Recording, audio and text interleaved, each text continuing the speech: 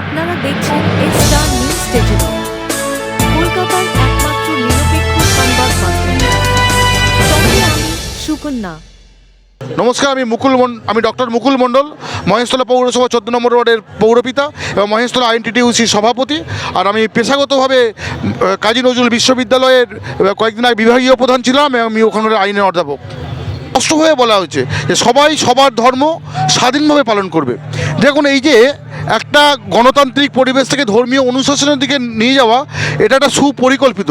যাদের রাজনৈতিক এজেন্ডা নেই, কল্যাণমূলক রাষ্ট্রে মানুষের কল্যাণ করার এজেন্ডা নেই, তারা একটা কোনোভাবে ধর্মীয় অনুশাসনের দিকে নিয়ে যাচ্ছে।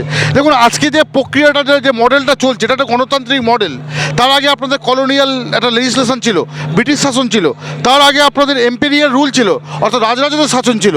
তারও আগে আপনাদের রিলিজিয়াস রুল ছিল, ধর্মীয় একটা শাসন ছিল।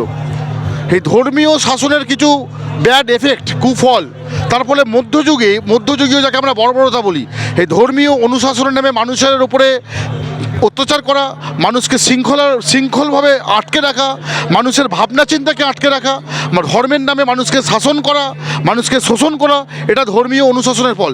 সেই ধর্মীয় অনুশাসনের মধ্যযুগের বর্বরতা থেকে মানুষ অনেকটা এগিয়ে এসে আজকের এই মডার্ন যে সিভিলাইজেশন তৈরি হয়েছে, যে ডেমোক্রেটিক সোসাইটি তৈরি হয়েছে, যে সবাই মানুষ দ্বারা নির্বাচিত মানুষের জনপ্রতিনিধিত্ব সরকার চালাবে। কিন্তু কোনোভাবেই জনকল্যাণমূলক রাষ্ট্র থেকে তাদের এজেন্ডা সরে গিয়ে ধর্মীয় অনুশাসনের দিকে আবার ব্যাক টু 500 ইয়ার্স বা 1000 ইয়ার্সের দিকে চলছে। এটা ভয়াবহ, এটা সভ্যতার পক্ষে ভালো না, এটা সংস্কৃতির পক্ষে ভালো না, এটা ভবিষ্যতের পক্ষে ভালো না, মানুষের নিরাপত্তার পক্ষে ভালো না। একটা দেশের সার্বভৌমত্ব, একটা দেশের স্বাধীনতা, একটা দেশের সমস্ত মানুষের কল্যাণ নির্ভর করে তার সায়েন্টিফিক চিন্তাভাবনার মধ্য দিয়ে। দেখুন, ধর্ম নিশ্চয়ই আমরা করব, ধর্ম তো মানুষের সহজাত, বাই বর্ন।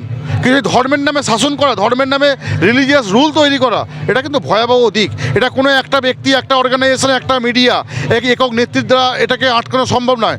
সারা ভারতবর্ষের মানুষ যদি এতে সচেতন না হয়, আগামী দিনে ভারতবর্ষ কিন্তু বিপদের দিকে চলে যাচ্ছে, ধর্মীয় শাসনের দিকে চলে যাচ্ছে, যেটা আজ থেকে 1000-2000 বছর আগে ছিল, সেই দিকে চলে যাচ্ছে। এটা গণতন্ত্রের পক্ষে একটা চরমতম বিপর্যয়ের কারণ হতে পারে। রাজনৈতিক এজেন্ডা নেই। দেখুন, আমি আপনাকে বলি, একটা ছোট্ট দেশ আছে, সামোয়া বলে একটা দেশ আছে, সেখানে সমস্ত মানবাধিকার কর্মীরা সেখানে ইলেকশনে লড়ে মানুষের কল্যাণমূলক রাষ্ট্র তৈরি করেছে। সেখানে আমরা এই 2021 সালে দাঁড়িয়ে, এই সময় দাঁড়িয়ে আমরা 1000 বছর পিছিয়ে যাব, ধর্মীয় অনুশাসনের দিকে চলে যাব। এটা কিন্তু ভয়াবহ দিক, এটা ক্ষতিকারক দিক, এটা আমাদের সংবিধান বিরোধীও।